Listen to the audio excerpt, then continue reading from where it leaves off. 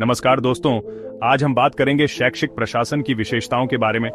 आपने अक्सर सुना होगा कि शिक्षा ही प्रगति की कुंजी है, लेकिन क्या आपने कभी सोचा है कि यह कुंजी किस ताले को खोलती है और इस ताले की सुरक्षा कौन करता है?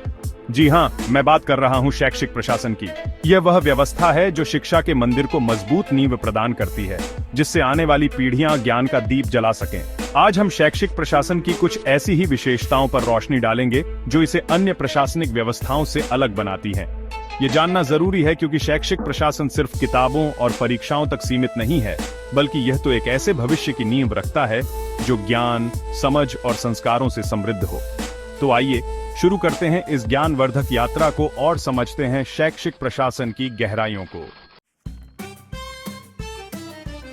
दोस्तों, क्या आप बता सकते हैं कि किसी स्कूल या कॉलेज की सफलता कैसे मापी जाती है? क्या सिर्फ ज्यादा से ज्यादा छात्रों को पास करा देना ही काफी है? बिल्कुल नहीं। शिक्षा संस्थाओं की उपलब्धि संख्यात्मक न होकर गुणात्मक होती है। यहाँ महत्वपूर्ण है कि छात्रों को कितनी अच्छी शिक्षा मिल रही है, उनका सर्वांगीण विकास कितना हो रहा है। और यही वजह है कि शैक्षिक संस्थाओं का मूल्यांकन करना इतना कठिन काम है। यहाँ सिर्फ संख्या ही मायने नहीं रखती, बल्कि गुणवत्ता सबसे ज्यादा महत्वपूर्ण होती है। ये ऐसा है जैसे आप किसी फूल की खुशबू को तौल नहीं सकते, सिर्फ उसका आनंद ही ले सकते हैं। हम सभी जानते हैं कि हर व्यवसाय का एक उद्देश्य लाभ कमाना होता है, लेकिन क्या आपको पता है कि शैक्षिक प्रशासन भी एक प्रकार का व्यवसाय है, लेकिन इसका उद्देश्य लाभ कमाना नहीं बल्कि लोक कल्याण है। जी हाँ, शैक्षिक प्रशासन को इस तरह से डिजाइन किया गया है कि यह समाज सेवा कर सके, बच्चों को शिक्षित कर सके और उन्हें एक बेहतर इंसान बना सके।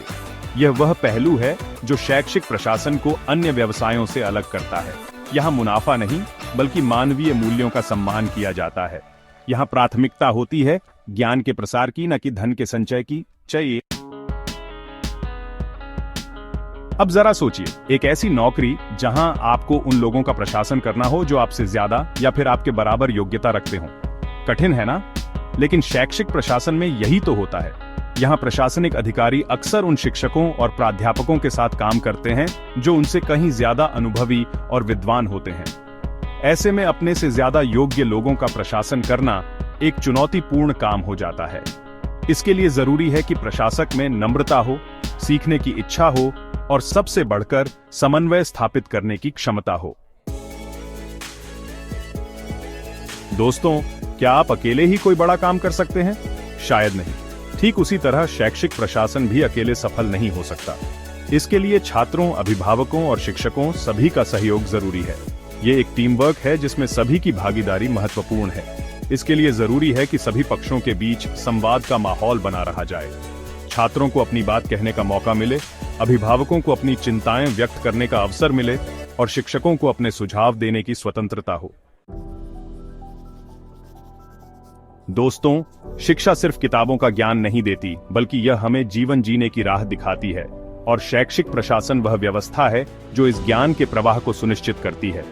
यह हमें मानवीय मूल्यों, सामाजिक उत्तरदायित्व और राष्ट्रीय विकास के लिए तैयार करती है। कोठारी शिक्षा आयोग ने कहा था कि भारतवर्ष के भाग्य का निर्माण उसकी कक्षाओं में होता है।